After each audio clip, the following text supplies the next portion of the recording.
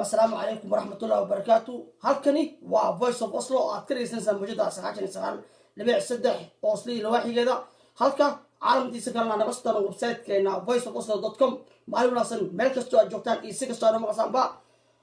ما أنت معلومات كلها فربان بأنه هو بلادان فرحات مشان ديال الدمو جودها إضافة عالم كنا هم بريسا يعني هو اللي صبرنا وعفتان محمد هذا من دمو وبرنامج على بدرس السعودية عدا قيبتها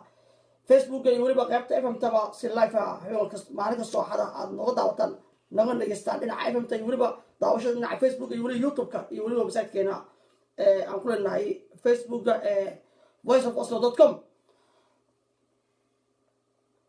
ملك استوى جوتاني سك استوى أنا ما قصنا واحد حسين إذا عدى voice of Oslo واحد إذا بدل الله عصي صارت كي لابد كل سجال كي بشي سبتمبر اللي هتكيدي وريال كل دون يعني أنتي صح حاضرة أو برنامجك كل دون إذا عدى voice of Oslo قبتي كنتم وريال يا صح حاضرة كل ما يرى كنت قص وريال برنامجي إذا عدوا قبتين لما أنتم عمري عبد الله عصيو وحنا سيجارة نقطة حسينا ولكن فيصل أحمد إسماعيل أو يسبوا والله بس الكور ملعب أصله كوجي رياضي كانت تسرع شغاليه ولاشي وبعدوا كمية هاي إذا عدى فويس اوف اوسلو إلى سبيل معنا نقصيه برنامج كل الدول أو إذا عدى فويس اوف اوسلو قبتي أيها كنتي قيبتنا برنامج كيرسان sidoo kalena waxa uu kamid ahaa dadkii aadka loogu jeclaa waliba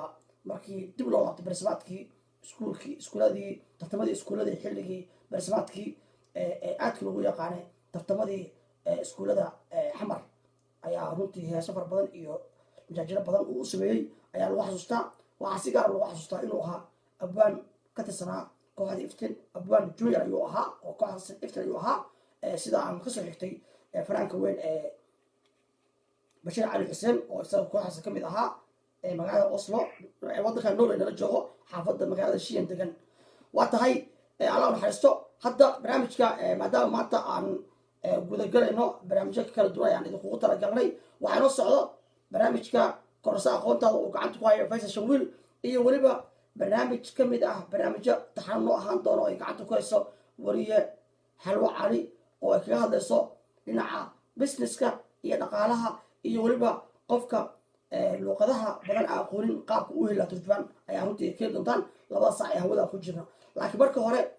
waxa wada aadaynaa magaalada Helsinki oo tageena wadanka Finland markii aan ku laabanayna anagoo isbuuc ka hor aan joognay aan wareysanay Maxamed Cumar Xasan oo wareysanay maanta khadka taleefanka waxa ku jira Mukhtaar Maxamed Abiib ayaa khadka taleefanka ku jira degan magaalada Helsinki ee wadanka Finland xubin aad looga yaqaano u ordaya u tartamaya ama u baratamaya golaha deegaanka ka tirsan magaalada Helsinki sidaan jeclahay asaa kule loo sheegi doono sidoo kalena aad baa looga yaqaana waana mid ka mid ah dadka u ololeeya isku xirka iyo weli sukeenka dadka Soomaalida markii aan ka dhehday qaybtiisa Facebooka iyo weliba dad fara badan u yaqaan oo aan la xiriiray oo aan weydiiyey shakhsiga uu yahay maanta ayuu marti inoo yahay aniga فايز شويل يولبا حلو علي وحاسو ذا دويننا محمد مختار محمد أبيب أيان سو دويننا كسر إذا عدى فايز في أصله ما أنت صوتي قاعد فرن صدوا هذا ما سنتي ولا هذا ما سنتي السلام عليكم نبدي من وين ما سنتي ولا صدق أنا وعليكم السلام ورحمة الله وبركاته وعليك يا فيصل يولبا حلو علي وقصود الويننا يولبا يستاشينا إذاعة فيسبوك وحنا قيمة فهمت يولبا قيمة يوتيوب في فيسبوك وقصود الويننا مركل إلى هذا مختار محمد أبيب وكوبانا وسؤال في عويان وانا في عنتها هذه قردت في السويديان مركز دوني تذكر عن إن أمت الهجام كذا نقطة أما أمت أدون نقطة قفكي طشك أو في يعني افتين كوكين مختار وويل سوماليت وكون فينلاند مقالة مدحدة هلسنكي وحن دقنا مهلس فينلاند إلا صدن سنة وحن صوغنا كسر على مدن السجاشكي وحن برتي مثلا صوغنا ودن كمان كشرع ميسي المدوين كارنات بالشدة مدو إلا الذي لبعض السنة وحن كشقيري حفيز كستوشل أما arrimaha bulshada ee magaalada Helsinki shantii sano ugu dambeysay waxaan ka shaqeynayay guddoonka waxbarashada maadaama aan iyada lafteeda macallimo bartay muqtaaradi waa qof wiil saasa waxaan dhalay 4 caruura 3 wiil iyo gabadh alxamdulilah rabbil caalamiin waa shaqsiyaadii goor iska jeclay Soomaalida xiriiriyo wadanta guud dantiisa gaarka uu ku hormariyaa danta guud maadaama meesha ay mataqaana hawlo fara badan iyo عقلنا فرضنا من مسؤول عن ردرته أنا أبغى واحد سكايا كنا أنا أبغى واحد تفارقي ولا كليريا اختار وانين معاص وانقرتي تفعل أفهمي صدق سنة جوتي عروب على هاي وحبات كبرتي قيبت عربها بوشة خشة قيسي هدي على نعس social كي هدي على نعس ما نسوي حركبا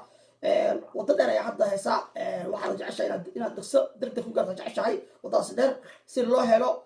dad isku xira Soomaalida dadka Finlandeeska ah oo markaasi caqabadaha hortaagan halkaas laga saaro si markaas dadka Finland ay arkaan dad Soomaali iyo dad shaqeysta oo ka dhex muuqda suuqa shaqada waa tahay waxa ku weydiin rabay marka Mukhtaar Maxamed Abiib waxa ku weydiin rabay su'aasha ah dadka Soomaali dadka Finland degan oo soo laaban doona barnaamijka maanta adiga shaqsiga ka warsan doono dadka Soomaali dadka Finland degan dadka Finlandeeska sidee u arkaan marka loo eego dhinaca waxbarashada ganacsiga iyo waliba dhinaca isdhexgalkaba walaal waagii aan soo galay Finland maysan jirin ama maysan joogin dad color leh sida dadka madowga oo kale kumaysan badnayn wadanka waxaa joogay shakhsi baa joogay marka dadkana waxay ahaayeen dad isku wada midab ah oo dee aan ummada kale maysan ku dhex jirin كل واحد كدريني كرتا تاس لفتيد متى وحي كيني كرتا إن أمتي حقا أي كعاني دهدان وام حدد كان نصور حقلي لكن سودوي تاني سودوي سفي عم بينو سودوي دت كان واجي عن وطن كسور قلي ديوان دو حينا حين دت أدو حضرتو كدركسن نبكي رفاتكي وطن كي عم كسور عربي طبعا كي سنة إلا شنة طبعا كي سنة أولوه الرئيسي دو واحد أنه قادت إنتان وحبرني إني المقادني أمتنا من دحقلي لكن هذا واحد ما دام ودنكي ويصير فريو dadka Soomaalida inay xogaa soo fahmayaan wadankii walow aad moodo wali inaynu inagu isku dhexmeeraysanayno oo inaynu integration sameeyno xogaa aad moodo inaynu adag tahay haddana waxaad moodaa dadka Finishku inay ay fursado fara badan in siinayaan ayaad moodaan oo ah in aynu noqono dee ummad shacabkii ka dhex muuqata oo waxtar leh marka waagii hore uu nagu adkaa wadanku laakiin hadda waxaad moodaa in wadanku isku furayo Soomaaliduna waa فرعينه يمكن واحد مدائن يقطن كتب عنه شو نحكي ليان قار واحد برتيه وتوحدر شو كوشا قيستي قار وحيانا يريرو بيسنس دا يرير سمستي ومركا دوني دي waxaan tii samaystaa marka xogaa hadda waxa muudaa xaalkaygu uu dhaama sidii waa gartay adigu marka maxaa ku qorsheysan hadii hadda waxa ordaysaa sida ama udurta waxaad ii sheegtay in sanadkan ama sanad socda xoog saarisid sida uu soo biirlada golaha deegaanka dad fara badan oo Soomaali ah oo wadamada Scandinavia ama Nordic Russia ku soo baxayna qaar badan oo wax qabtay ay aragnay oo dad Soomaali wax qabtay iyo qaar kale oo iyaga aan waxba qabanin marka adigu maadaama hadda aad tahay qof cusub oo berita oo soo waceen oo weydiinna waxa qabatay hadda waxa aad ballan qaadaysid waxyaalaha ugu weyn aad qaban doontid hadii aad golaha deegaanka gelaysid muxuu noqon karaa سؤال في عن ويان وحقبت هدي لقى عدلو أنيقا شخصيان وحا عن ضدك الصومالي دا دقين فيلان وقبتي دوحل سوكو بكرماها مانا دي متقنا صومالي دا حيدا دا قفو إسا isagu isa sheego ma fiicna shacabku inay sheegaan baa fiican anigu 1993 markaan shaqada bilaabay ilaa hadda waxaan ka daba shaqaynaya un wanaaga dadka soomaalida gaar ahaan dadka caruuraha haysteen aan caruurahooda guryaha laga kaxaynin oo kale ama ilmahooda waxbarashadu inay si fiican u wataan oo kale ay si fiican shahaadooyin fiican sidai u heli lahaayeen anigu intaan baan ka shaqayn jiray guryahan dhibaatada ka haysata wixii aan ka caawin kara inaan ka caawiyo anuun meelna ku jirin oo shaqaalaha caadiya magaaladii ka siyaasadana aniga waxaa igu kalifay inaan u koro waxa weeyaan dad badan oo caalamka ku nool baa jira inaga keliya maniin oo dhib ay soo mareen marka waxa weeyaan kuwaasna dad baa u qaca markii ay musiibo ku qabsato qofka biniaadamka waxaa loo baahan yahay inuu fadhiisto oo uu ka fikiro waxaana dhibaatadana ay qabsatee maxaa dee aan samayn kara anigu si dhibaatadan aan uga baxo maadaama dadkan aynu u nimid ay fursado fara badan na siinayaan innagana aynu wax la nimaano si mataqaana dhibaatooyinkii haysta ay nooga baxaan anigu mataqaanaa shalay sana ugu dambeysay iskuulada ka shaqeynay waxaan magaaladan kula kulmay in caruurtii soomaaliyeed ee ku dhalatay magaaladii wadankii ku dhashay 7% aysa dugsiyadii hoose dhexe kaba baxay yani rafaad fara badan ka haysto marka number 1 arrinta ugu horeysa motionka ugu horreeya soo jeedinaya waxa weeyaan gaar ahaan dadka soomaalida saameynaya in xataa ha ahaato fasal ama laba fasal ba ha ahaatee inaan helo meel mataqaanaa caruurta waxbarashadooda lagu soo kobciyo lagu caawiyo helno dad wadanka u dhashay waxbartay ama beeshin oo diyaar noo ah inay caawiyaan ama dad soomaaliya mataqaanaa doonaya inay waxbaraan caruuraha inaan horta meelahaas oo kale aan u furo ayaan jeclaan lahaa hadday ii soo tagasho wax sahlanna ma aha laakiin waan isku dayaya kolley ma fadhiisanayo ta kale igu kaliftay waxa weeyaan inaan isu soo sharxo golaha deegaanka dee waxa weeyaan alxamdulilah rabbilcaalamiin waa barwaaqo caruurteenni way kusoo badanaysaa meeshan marka waxaan isku dayayaa inaan ka hortago dhibaatooyinka iminka suudan ka dhacay oo kale ama kanada oo kale dadkeena caruuraha ku haysta si aysan halkan noogu iman inaan ka hortagno caruurihii mataqaana aan u istaagno oo kii xataa problem haysto aanan eriyin oonan ummadii ka dhex soocin aanu garabkiisa istaagno soo ceshano waayo hal xubin inay naga khasaarta ma doonin anagu maanta uma baahnin inuu qof soomaaliya mataqaana dhibaata ay ku timaado waayo dhibaato waxa ay noogu filan intaynu soo marnay inta dhulkeena ka jirta marka aniga waxyaalahaas ay igu kalifay inaan waana waxyaalahaan jeclahay mataqaana mustaqbalka ta kale aan rabo inaan usoo gudbiyo dadka maamulka ayo waxa weeyaan meeshan anagu haddaan ku noolay idinku wadanna dhantaan dad mooyeysa anagu xataa mawlac umanan ku tukano ma haysano meelaha inta badan aan ku tukanaa waa meelo dee guryo la kiraystay wala qolo laga dhex furtay weeyaan marka baladay xataa suurtageli kartay dhul ay dadka iibsadaan oo ay dhisan karaan waxyaalahaas waa waxyaalaha ardayda soo jeediyo waayo ummadii muslimka ahaa gaar ahaan soomaalida magaaladii way kusoo badanayaan marka lagama dhex saari karo ummadii kale marka waa in laftoodu baahi fara badan baa jirta baahidoodii loo geeyaa meesha uga sheegaa waxyaalahaas waa waxyaalaha jeclahay inaan aan mataqaana wax ka qabto kolley waxa weeyaan anu qoran maayo helicopter baan idinka xino diyaaradaan idinka xilmaya laakiin waxyaalaha aan kuu sheegay waa waxyaalaha aan horena wax uga qaban jiray hadda haddii aan meesha xubin buuxda ka noqdana aan jeclahay inaan mataqaana wax ka qabto hadduu ilaahay yidhaa insha allah adiga shaksiyaddaa sidee ku arkaan dadka soomaalida degan waddanka finland alxamdulilahi rabbilcaalamiin anigu wiil xal ilaah wuxuu igu yidhi adigu waxaad ku sahlan tahay qof kastoo soomaali oo lagu sheego wuxuu ku leeyahay anagu ninkaas wanaag baan lanooga sheegaa waxa weeyaan alxamdulilahi rabbilcaalamiin shacabkayga iyo aniga waxaan wanaag ahayn naga dhexeeya ma jiro waxaan isku fahmi laanahay oo keliya oo anigu dee aan hawl ugu jiraa in ilmihii wadanka ku dhashay ee wax ku bartay aysan noqonin kuwa dawarsada oo dee mataqaanaa fooma buuxsada oo carruurtaas ay noqdaan kuwa shaqaysta oo wax qabsada oo dadkoodana wax tara ummadana u yimaadeen wax tara taasaad moodaa marka qaarkood in dee dad yar ay khalad ii fahmaan ii maleeyaanba inaan wixii yaraa dadka loogu talagala anigu aan dagaal ugu jiro maya nidaamka dadkan ay degsadeen innaga laynooga deji dadkan iyagaa nidaamkooda degsaday waxa wadanka ka dhisan ba adigana lagugu dhaqaya laakiin anigu waxaan aan aaminsanahay ilmaha yararka ee wadanka ku dhashay inay wax bartaan oo shaqaystaan oo ay noqdaan dad ka dhex muuqda ummadda ay dhex yimaadeen inta badan waxaan rabnaa dhalinyarada ragga ah wiilasha ah ee waxbarashada inay ka saaqidaan oo markaasi guruubyo israacraacaan oo meelaha ay wareegaan amaba lagu kari waayo halka gabdhaha ay hadda ay xoogga saarayaan waxbarashada xoogga saaraan oo waliba wadan walba aad arkaysid gabdho dadaalaya Soomaali ah oo waxbarashadii meel fiican ka maraya marka dhalinyaradaasi haddaan si kale u idhaahdo waxbarashadooda macnaa maxay ahayd joojiyey talooyin ma siisaan waxaa jirtay 2005 ilaa 2008 inaan magaalada Helsinki aan ka dhaadhiciyo kale in xaruurahaas oo kale loo furo meelo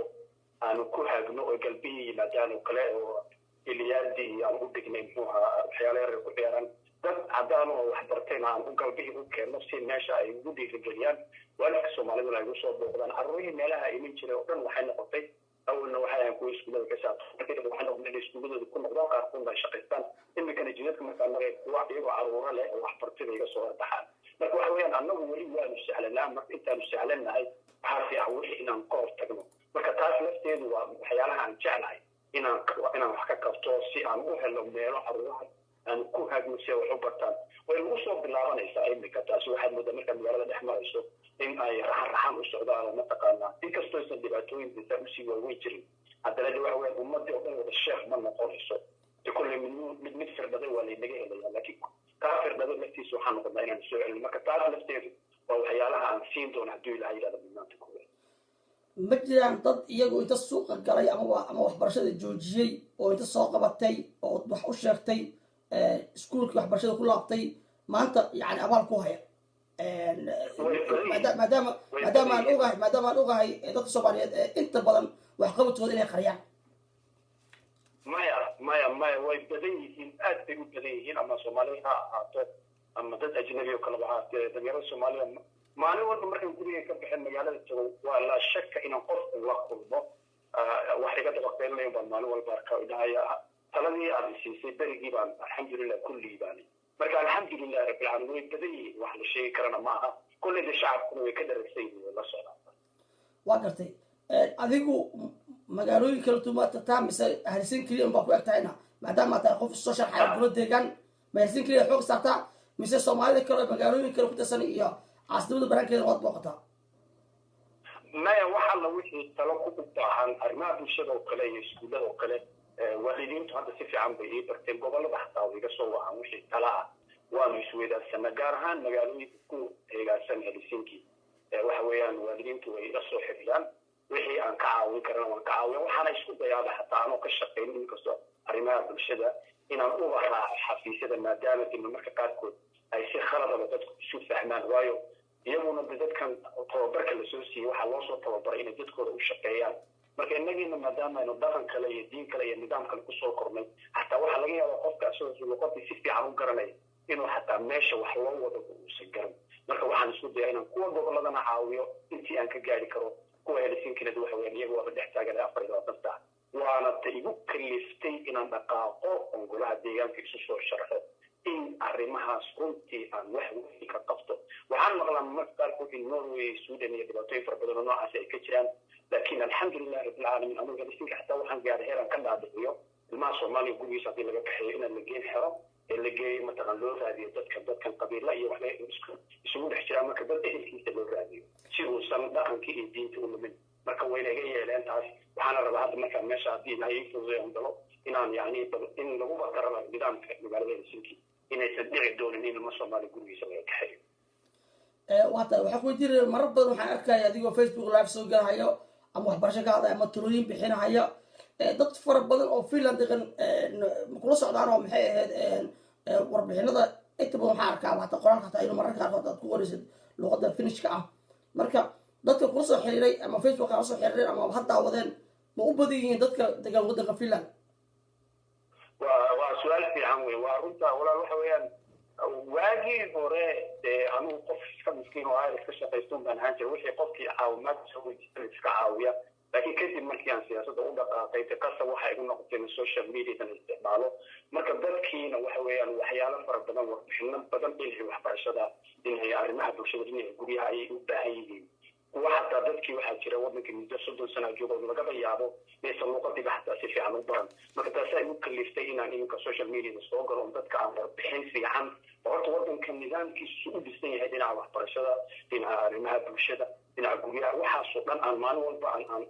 wiikiiba maalin aan ka hadlo mawduuc aan ka hadlo marka gaar ahaan dumarka hooyooyinka aad ugu xiran maadaama dumarku inta badan aad moodo inay iyagu carruurta gacanta ku hayaan inkastoo de anigu aanan eedeynin aabbayaasha haddana waxa weeyaan innagoo dhan waxa intaa nala soo wada ekeysiyo dhulkaan waxa weeyaan waa hooyooyin marka hooyooyinka inta badan aad ugu xiran ragguna waxaa moodaa hadda inay ugu soo xiranayaan aad iyo aad hooyooyinka waxa waaye kaalintooda mar walba way buuxiyaan hadday ka maqan yihiin kaalintooda cid buuxin karta malaha taa muslimka waa isku raacay waxaan ku weydiin rabay adiga shaksi ahaantaada mukhtaar abiib xisbigee ayaa ka tirsan tahay xisbiga ku biiraysidna dhinaca soomaalida maxay ka aaminsan yihiin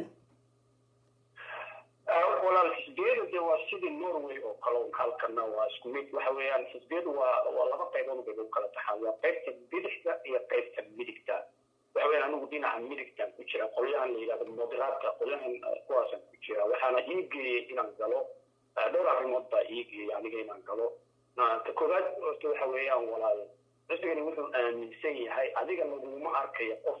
ajinabi ah oo dee mataqaana madmuum ah waxaa lagu arkaya qof bini aadama oo wax la iman kara waxna loogu dari karo oo yani waxay jecel yihiin had iyo goor horumarkaagay jecel yihiin marka adigu haddii aad diyaar u tahay ta kale waxay mudnaanta koowaad saaraan waxbarashada yani in dadku ay wax bartaan kadibna ay shaqooyin helaan yani ummaddu inay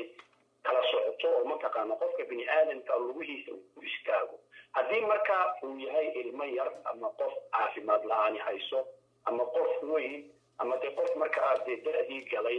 isaga qofka waxa weeyaan dee nidaamka iyo dastuurka waddanka la dejiyey waxa weeyaan in la caawiyo oo isaga qofkaa dee waxa weye dowladdaaba kafaalo qaadayso dadkan cashuurtay bixiyaan baaba lagu kafaalo qaadaya laakiin yani xisbigeygu wuxuu aaminsan yani dadkii in wax lala baro shaqooyinna loo abuuro marka qaarkood waxaad moodaa inkastoosan badnayn inkastoo dadku hadda ay soo fahmayaan inay hadduu waxaa laga yaabaa xisbigii dad badan uu ka kooban yahay inuu shaksi maalin arrin yidhaahdo ajnabiga ku saabsan marka dadka ay iskala doodaan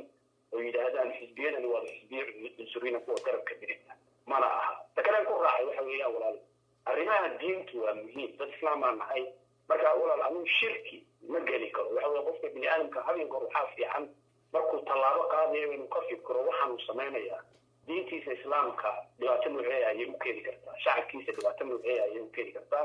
kadibna inuu ka fikiro isaga shaksiyan dhibaato noocee ayay u keeni kartaa xataa hadalka aad ku hadlayso waa inuu miisaamin yahay waayo dadkiibaa ku dirsaday iyagiibaad ambaasadoor u tahay marka wax walba kuma hadli karaysa waa inaad marka qaarkood xishootaa marka dadkan waxaa jirta arrimahan homosexualka oo kale annaga waxaa xisbigeyga ay leeyihiin qofku isagaa u madax bannaan hadduu rabana wuu diidi karaa hadduu rabana wuu yeeli karaa marka de anigu sabab diin iyo sabab dhaqan awgeed hawl anigu aan yeeli kara maaha wayna igu adag tahay marka taasna iguma tagaana iguma tafaruqayaan oo banaanka iguma dhigayaan ta kale waxa weeyaan waa xisbiga magaaladan anigu aan joogo ugu xooga badan waxa weyan haddaadan gaashaaduu haysan maadaama adigiiba aad dad minority a ku jirto ama dad laga tira badan yahay de haddaadan wax gacan xoog sii haysan de waxba kuma soconayaan marka arrimahaas de kolley dadka xisbiyada kale ku jiraano way iyaga kolley ku sheega dad waraysatay laakiin qaarkood propaganda noocaas ma marka qaarkood bixiyaan ay leeyihin xisbiyada garabka midigta way naga soo horjeedaan meeshan walaal xisbi adiga dantaada wadaa ma jiro adigu la imow qof karti leh oo wax bartay oo danta adigu aad leedahay ka shaqaynaya oo ku mashquulayn waxyaalaha aysan annaga dan loogu jirin waa gartay waxaa ku weydiin raba marka xisbiga hadda adiga ku jirtid ma jiraan dad kale soomaali ah oo kugula jira xisbiga rag ama dumar mid ay ahaataba haa way jiraan dad gobolada way jiraan laakiin dee iyagu ma sharaxna laakiin dee xubinta kolley soomaalida ugu firfircoon ee xisbiga ka dhex muuqata kolley waa saad moodo hadda waa aniga weeyaan dhalinyarada laakiin wax ku baratay waddanka kuwa fara badan ay la soo xidhiidha mustaqbalka dhakhaatiirta kuwa bartay iyo kuwan injineerada iyo kuwan adigu dadka wax baranaya doonaya inay shaqaystaan canshuurahana dee laga yareeyo kuwaas inta badan waxaad moodaa inay xisbigayga kusoo biirayaan waa gartay marka hadda yaa talada haya waddanka finland yaa talada haya xisbigee talada haya hadda waxaa haya xisbigan social democratka ayaa hadda xisbi ayaa haya marka midig groupkee waa midig bidix kee ku jira iyagu waa bidixda weya bidixda haya bidixda iyagu siyaasadooda anu inkastoona rabin inaan ka hadlo iyagu siyaasadooda iyagu waxa weeyaan in dee hala iska fadhiyo oo bariiska un hala cuno waxaasna annaga dan looguma jirto eeg walaal annagu waxaanu ka nimid ilaa 12,000 oo kilomitr baynu ka nimid ama waqooyiga soomaaliya ka imow ama koonfur ka imow ama bariga meesha doonaysid adigu ka imow meeshana sabab iyo dan baa ina keentay marka waxa weeyaan dad baa inaga dambeeya ehel baa inaga dambeeya meesha marka fadhi maynaan walaalo u iman fadhi maynaan u iman gaar ahaan carruurta waddanka ku dhalan waxaan u baahannahay ummadda yadu inay waxna barato una shaqaysato ummadaana ka dhex muuqdaan dee dhulkoodiina mustaqbalka hadduu ilaahay inoo hagaajiyo siday ku socoto iska hagaagi in mataqaana ay wax ka qabsadaan marka inagu halkan dalxiis kuma joogno waxaa nahay dad ay dani keentay marka anigu waxaan jeclahay qofka igu yidhahda warde dantaada qabso oo fadhiga ka ka iyo kan aniga ila mataqaana dee gabdhidaan baan ku siinaynaa iska cun anigu waxaan u arkaa kaasi inuu lagu hayga jaray waa gartay waxaan ku weydiinaya marka barnaamijkeena waa sii guda galaynaa adiga shaksiyadaada waxbarashada ka sokow waxyaalaha ugu waaweyn ee ajandaha kugu jira maxaa ka mid ah saan horeyba kuugu sheegay haddii ilaahay uu igu gudbiyo meeshan waxa weeyaan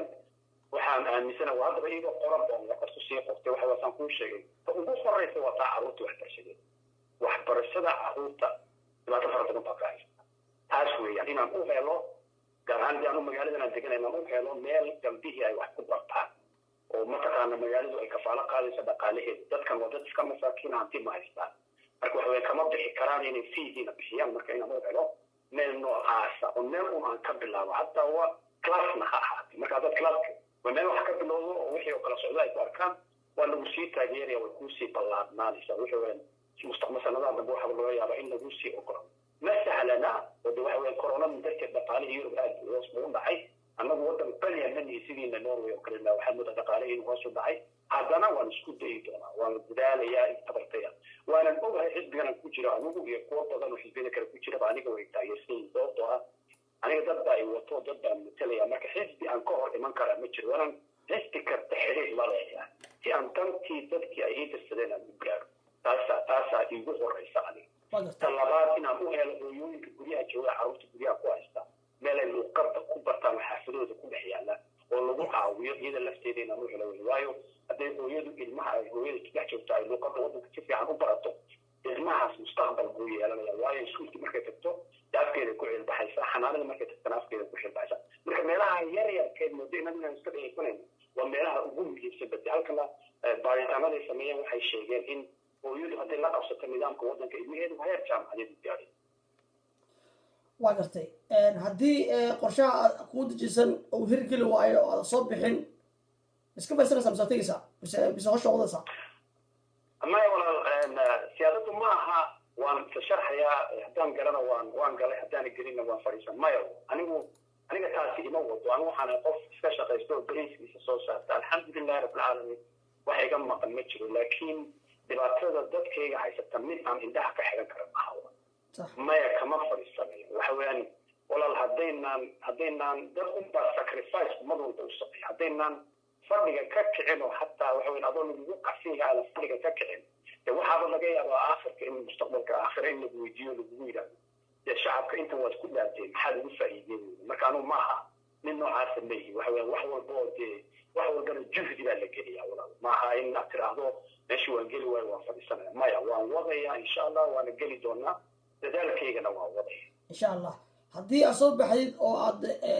soo geshid golaha deegaanka oo dad fara badan ay kusoo eedeeyaan diyaar muu tahay inaad idaacadda voice of iska difaacid oo markaasi eedaanta ugu soo jeedinaya aad qaybna ogaatid qaybna aad diiday markaasi waxay ahaataba diyaar muu tahay anigu mar walba diyaar baan anigu dee kolley bini aadan baa taa waxa qof bini aadan maa taa waxa haddaad tiraahdo ummaddan hordoodi ama ummaddan hor dhaqaaqi dee ummaddii oo dhan kama wada farxin kartid waxa weya dad baa laga yaabaa inay kuba kacaan laakiin anigu midaan aaminsanaha waxay tahay يعني ما دام وضعي وأنا أوكي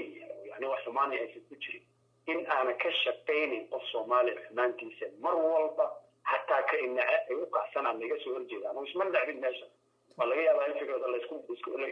ورجل لكن ده ترى ولا لا معي حتى كاس أنا جوا كي وضعي يارنا ونوح والاستفاعي يعني ياربا ويدل جود من كشقين يدل جالك مستقيم واقرتي وأقول لك افتبها يا بل لقيها يسي هسه اللي يصبر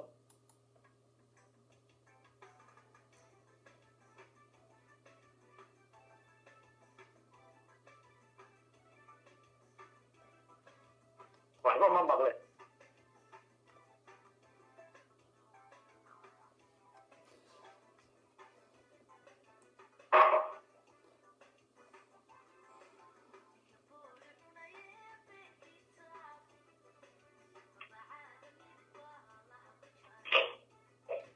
يقو halkaas يقو waa in salaamaya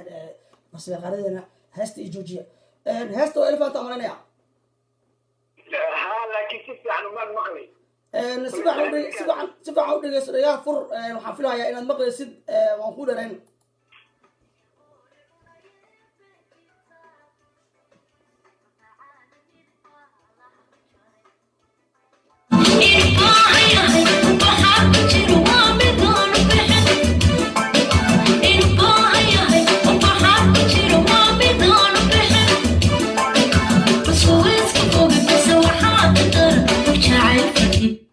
هذه يعلي هستي يعلي هذا وين فانت هستا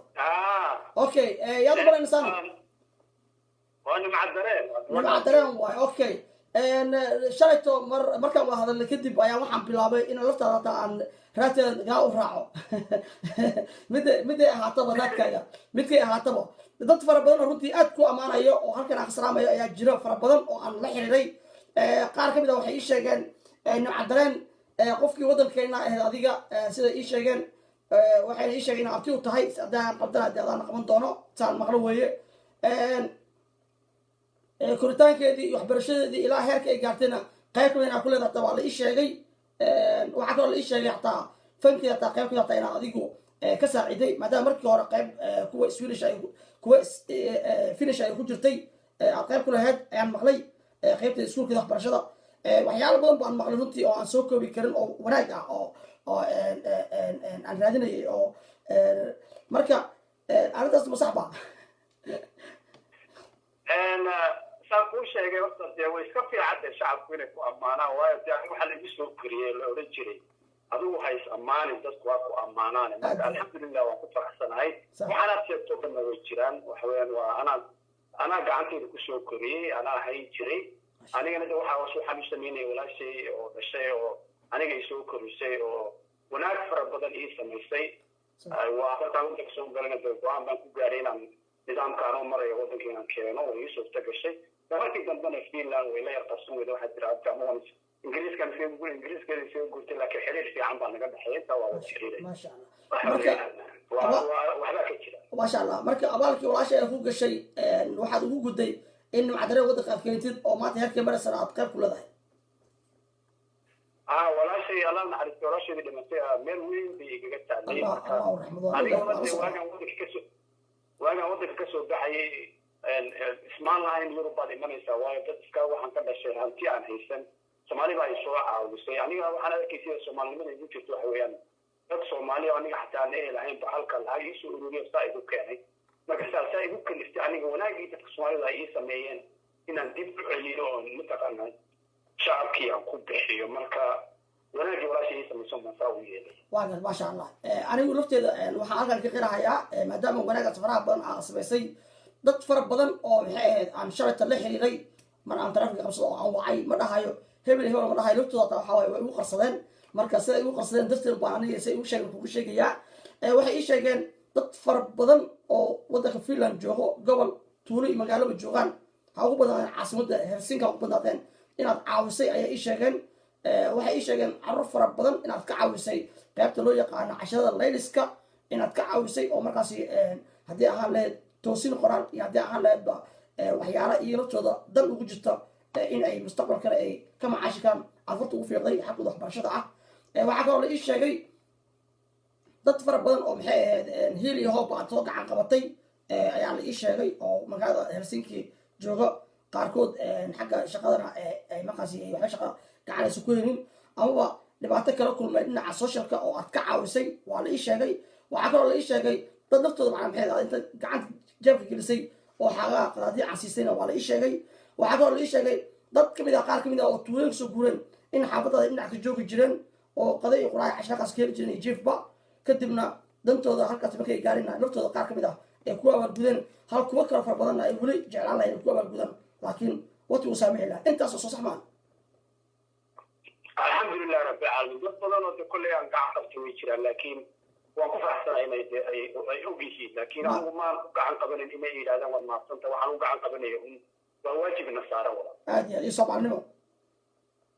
iyo soomaalinimo waa gartay macna intaas waxaa laigu sheegayey aniga waxaan raadinahayay intii muddadii 3 sano waddanka aad joogtay bal inaan soo koobo waxqabadkaagii adi aa qabatay wax badan la yaaba inaa ilooslaan laakiin intaana kole igaga filan la ii sheegay maanta oo maxay sharta la ii sheegay oo aan is leeyahay ani lafteeda in birig haddii aad uda baahan tahay hataa inaa helaysid ani kole waa codaya hadda waad mahadsantahay aad baad umahad waa tahay gabagabada maraynaa dad soomaalida faraha badan ayaa kaa dhegeysanaya ama kaa iga daawanaya qaybtan facebooka maqalna ku maqlaya adiga qaybta fmtana kaa dhegeysanaya dad fara badan oo finland joogo oo aan hubo oo aan hadda magacyada qaar kaga arkayana barnaamijyada way daawanayaan way la socdaan maxaa fariin usoo jeedin lahayd adigoo markaasi maxay ahayd dhinaca wanaagga fariin u farahaya maadaama 3 sano wixii aad qabanaysayba lasoo arkay maanta fariinta berita ka maarin dadkaasi barnaamijka dhegeysan doona ay adiga horta abaal weyn kaaga heen karaan walaal waad mahadsan tahay waxa weeyaan anigu soomaalida aniguna waan ku jiraa waxaan odhan lahaa uun walaalayaal gabar iyo wiilba meeshan dhulkanaynu soo gallay dan baa ina keentay qof walba oo soomaali ah anigu waxaan aaminsanahay in soomaaliya markii aynu joognay inuusan qofna weligii ku fikirin dhulkeennii quruxda badnaa dahabka ahaa ayuu qofna ka tegi anigu maan aaminsanay qofna muusan aaminsanayn inuu ehelkiisa meel kale ka aadiyo de inuu waxbarasho doonto soo noqdo haa laakiin meelahan inuu ku noolaado qofna ma umalaynayo inuu ku fikirayo qofna maan ku fikirayn inuu intuu dhul shisheeye yimaado in maalin walba uu naxdin joogo ka qoqanayo in la yidhaahdo war waxyo madowgiina dhaaf yani waxa weeyaan meeshan dan baa ina keentay wax dhacayba dan baa ina keentay marka waxa weeyaan culimaa diinka dadka waayeelka caruurta dhalinyarada kulligeen anigu dadkan waxaan kula talin lahaa intaynu iska dhaafno dhibaatadii iyo rafaadkii iyo kala qobkii waddankeennii inaga keenay qof walba baadiyadda uu joogo ama magaalada uu joogo ama dadka uu la joogo sidii uu ula dhaqmi lahaa oo u dhexgeli lahaa isagoo dhaqankiisa iyo diintiisa haysta una noqon lahaa xubin firfircoon oo shacabkii ka dhex muuqata inuu noqdo sidoo kale inay u ogolaadaan carruurta waddankii ku dhalatay inay labadii dhaqan ba haysan karaan dhaqankii norwegianka finishka iyo swedishka inay haysan karaan tii soomaaligana ay haysan karaan macnuhu ma aha ilmuhu hadduu si u yar dhaqmo inuusan soomaali ahayn ma aha ilmahan waxa weeye waa inaad tababar soo siisa sida dugsiga hoose dhexe tababarka loo soo siinayo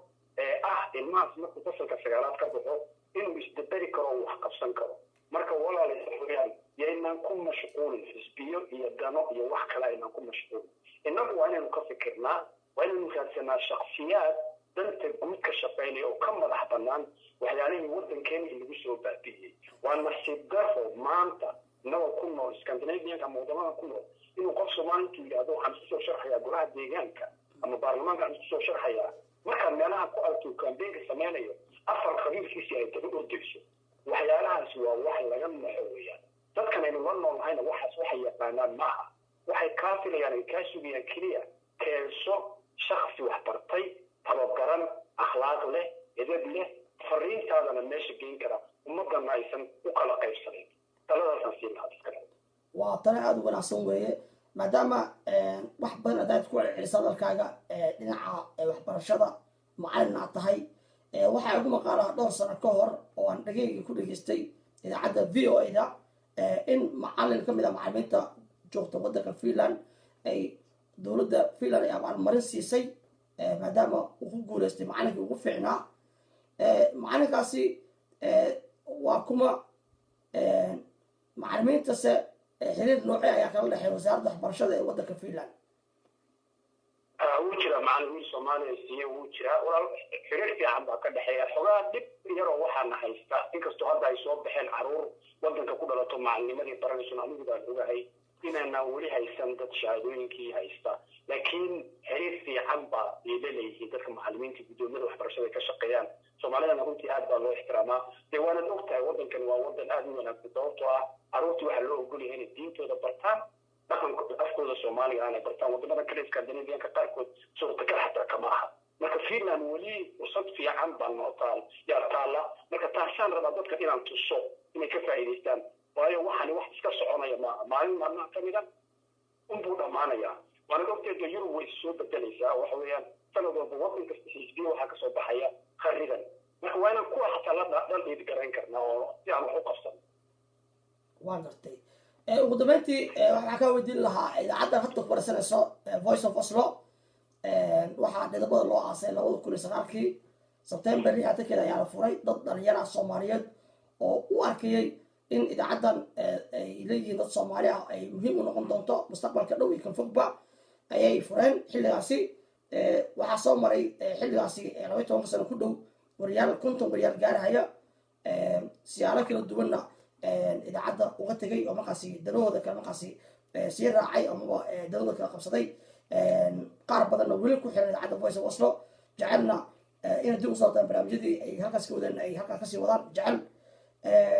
idaacaddan kula soo xiriirtay voice of oslo adiga ka shaksi ahaan mukhtaar xabiib sidee u aragtaa ma loo baahanya idaacad noocan oo kale ah oo la xiriirta ama isku xirta dadka soomaaliyeed caalamka kala jooga iyo weliba ku wadankii jooga inay isku xirto ay noqoto idaacad buuxin karta ama geli kartaba boosaskii kala duwanaa ay ku jireen idaacadihii raadiyo hargeysa iyo raadiyo muqdisho marka hore horta waxaan rabaa saad u sheegtay markii hore barnaamijka bilaabaysa waxaa jiray dad hataa geeriyooday oo barnaamijyada idaacaddan asaaske abuurkeedii ka qayb galay horta kuwa ilaahay qabriga ha u nuuriyo alxamdulilah ilaahay meel khayr qabta ha mariyo kuwii shaqadan idaacadda soo maray ee hadda aan ku dhex jirin iyagana mataqaanaa wanaagga iyo waxa fiican ay dadka soomaalida u galeen iyagana ilaahay ha ka abaalmariyo adiga iyo kuwa hadda ku dhex jira ee samaynaya waxa arrintan aad ku jirtaan samaynayana idagana idinka ilaahay ha idiin fududeeyo carqaladaad badan kulli shacabku waad kala kulmaysaan ama kuwa adla joogtaan ha ahaataan ama kuwa kale ha ahaataan iska adkaysa maadaama dadkii ummadda u ahaa horseedka aad tihiin waa loo baahan yahay halkan aan joogno waa loo baahan yahay halkaa waa loo baahan yahay meel walba waa loo baahan in idaacada noocaas kale la helo oo dadkii waraysta oo dadkii mataqaanaa meesha dhibaatada laga haysta aan ka hadalno aan isku nimaadno aan wada sheekaysan karno si ay xal u raadsan waa loo baahan yahay ilahayna waxaan ka rajaynayaa inay idiin sii socoto amiin insha allah laba dhowr arrimood oo idaacadda voice of intay socotay aan qabanay ayaa jirto barnaamijyo kala duwan ah ayaan kula wadaagayaa waxaa ka mid ah idaacadda iyadoo saan life ugu jirto ayaa waxaa naga soo wacay nin soomaali oday ah allah u raxmad ugu dhintay waddanka ukraine naga soo wacay waxa uu inoo sheegay inuu ku dhibaataysan ukraine idaacadihii waaweynaa ee b b c da v inuu la hadlay ay waraysan waayeen oo anaga aan waraysanay kadibna ninkaasi aan ku xirnay wiilkiisa oo jooga waddanka holland kadibna halkaan la keenay muddo kadibna halkaan ku geeliyooda odayga waxyaalihi uu ka cabanaya waxaa ka mid ahayd inuu markaas ilaa sokor qabay iyo dhiikarna qabay sidoo kalena wuxuu sheegay in dadka hay-adaha qaran midooba aysan waxba caawinaynin markaan la xiriirnay ehelkiisana ay ogaadeenba in markaas halkaas uu joogo soo kaxeeyeen abaalna inoo haya oo muddo fara badan aan xiriirinay allah u raxmado oo weliba wiilashiisa ilaa hadda nasoo wacaan nasoo xiriiriyaan oo idaacadda ay u noqotaba idaacadda ay uheshadaan waxaa kaloo jira raali noqo waxaa jira inaan wareysanay danjirihii soomaaliya u fadhiyay waddanka maraykanka axmed cawad oo hadda mar dhow ahaa wasiirka arrimaha dibadda aan wareysanay waxaan wareysanay tarsan aan wareysanay waxaan kaloo wareysanay wasiir ka mid ahaa wasiiradii galmudug mid ka mid ah halkaan ugu soo booqday waxaan wareysanay admiraalka ugu sarreeya ururka onlef oo mar halkan magaalada oosan ugu soo maray aan stuudiya ku wareysanay waxaan wareysanay dad iyagu u dabaaldegayay 20 sano guuro u dabaaldegayay sanad guuro markaa somaliland ay buuxinaysay 20 sano ay buuxinaysay 8 sano ay buuxinaysay aan ku wareysanay stuudiyaheena madax kala duwan ayaa soo xaadirtay oo timid waxaan wareysanay nin soomaali ah oo booliska norway ka mid ah oo aan wareysanay waxaan wareysanay dad ganacsatayaal ah oo soomaaliyeed oo barnaamij oo cunto kala duwan sameeyaan waxaan wareysanay timajaryaal kala duwan aan wareysanay oo weliba qaabka timaha loo jaray hataa ay sharaxayeen dad fara badan oo kala duwan ayaa wareysanay maantana waxaan nasiib u yeeshay adiga laftaada inaan ku wareysanay sharaf iyo abaal bay aan ku hayaa waxaan ku leenahay dadaalka ay halkaas kasii wad idaacadda voice of oslo way furnaanaysaa wayna soconaysaa insha allah weli waxaan taagannahay weli soomaalinimada ayaan taagannahay waan ku fahmayaa waanad ku mahadsan tahay saan kuu sheegana ilaahay ha idin garab galo haddaad ii ogoshahay meeshan dad ma ka salaami karaa yes soo dhow gabadh walaashay oo waxaa jirta iskuweena degan norway tromso deganaan jirtay hadda laakiin ingiriiska degan oo subeeqa adisamad la yidhaahdo ayaa jirta walaashay oon aada u jeclahay waan salaamayaa waxaa jirta gabadh kaloo iyadan aan qaraabanahay degan norway ma aqaan magaalada degan shukri haybe la yidhaahdo oosay degan tahay iyadana halkan aan ka salaamayaa si fiican walaashay waxa weye ninka qaba ay iyada walaayeen isagana allah naxariis dad badan oo isnaqaanaa jira halkaas jooga fursaddan maanta aad isiisana waa fursad aad u wanaagsan walaalow keliya waxaan anigu u socdaa dadkeenii dhibaatada haysata qof ka bixin kara ma jiron innaga ahayn dad islaamaya maxay qur-aankana ilaahay wuxuu ku yidhi in allaha laa yugayir ma biqowmin xataa yugayiru ma bianfusihim ilaahay qofna ma bedelo inuu isbedelo mooye insha allah waynu ka bixi doonaa waxaan garbahana aynu isqabsano adiguna aad baad inta kula shaqaynaysa waa maasan tahay anoo ku hadlaya magaca faysal shawiil iyo xalwo cali iyo anigoo iftaax midnimo ah aad baan ku salaameynaa sharaf bay noo tahay idaacadda voice of oslo waxaan kuleeyahay weelkaa ka dhigo waa muraayad qof walba iska arki kara waad mahadsanta aad baa umahadsan maasanid waa tahay mukhtaar abiib ayuu ahaa oo khad tarafi ugu warramayay isaga oo jooga waddanka finland caasimadiisa helsinki annagana waxaan leenahay weli soomaalinimadii waa inuu sideedii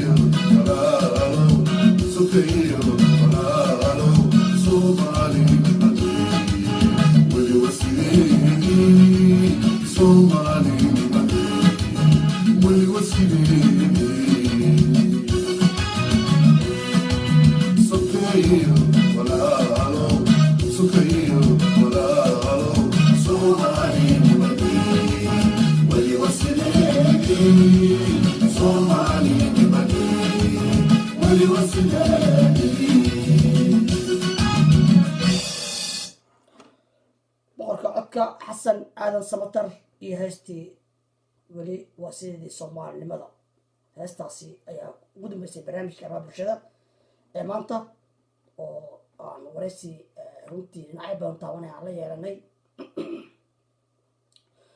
mudane mukhtaar abiib ayaan waraysigaasi ka qaadnay waa mukhtaar maxamed abiib ayaan ka qaadnay waraysiga runtii waa musharaxa runtii soo sharxaya golaha deegaanka magaalada helsinki ee wadanka finland anigoo ku hadlaya magaca faysashan wiil iyo xalwo iyo dhammaan shaqaalaha idaacadda voice of oslaba hambalisa in hawo u marnayna insha allah waa laga yaabaa in dadka qaar noo arkaa inaan wada qiiroonay laakiin soomaalida wax weyn waa la waayey waxaan rajeynaya insha allah maanta iyo marar badanba insha allah inay soomaalinimada sideeda ahaan doonto insha allah waa tahay qaybta facebook waa ka laaban doonaa insha allah waxaan u beeraynaa insha allah qaybta fmta ayaan wada tegaynaa dadkiina facebook nagala socdo aad baa idin jecelnahay la socda barnaamijyada live maqal iyo muuqaalba la socda idaacadda voice of oslo qaybta maqal iyo muuqaalka weelkiina ka dhigta waxaana iga sii muhiimsan qaybta fmta dadka naga dhegeysanayo oo naga soo raacay hawada sanadii 2009 ilaa iyo hadda kuwaas ayaa mar walba mudnaanta kuwaad iska leh waana abaal weligiis taagnaan doona insha allah hadii aan idmo idinka mahadsan tihiin qaybta fmta waxaa noo socda insha allah laba barnaamij oo muhiim ah oo fashion wheel oo ka hadlaya barnaamijkiisii kororsa aqoontaada iyo weliba barnaamij ka hadlaya ganacsiga oo ay xalwo cali gacanta ku hayso ayaad noqon doontaa insha allah laakiin marka horese waxaan dib u jaleecaynaa fanaan aan runtii aad u jeclahay hesiisa oo saaxiib walaal dhow ii ah oo aan hesiisa inta badan aad ka maqshay idaacadda voice of oslo waa cabdijanan hesiisa qaar kamid ayaa dhegeysanayna insha allah xasuus baa geela lagu xirgeeyaa nagala socda saacadaha qaar kamid ah qaybta fmta laakiin waa soo laaban qaybta facebook aan dhihi soo laabanayna idinka laakiin qaybta fmta idaacadda nala kasii soconaysa insha allah marka cabdijanan iyo qaar kamid ah hesiisa sida